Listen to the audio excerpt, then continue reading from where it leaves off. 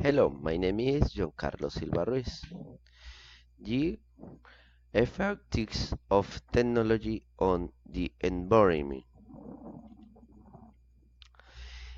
In the last decades, experiment a great technology advance has changed is the lifestyles.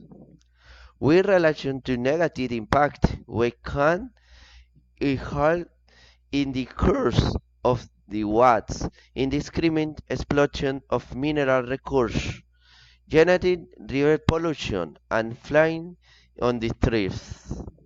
With this advanced have allowing innovation if new source energy, relax pollution, best medical treatments, the establishment of consumer society cause the increment of the factories and mineral exploitation, contribution to indiscriminate the polluting gas, this affecting the balanced ecosystem.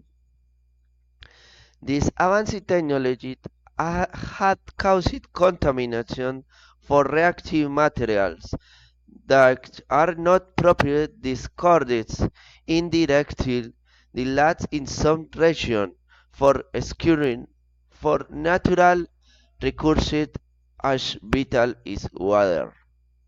Thank you. Bye.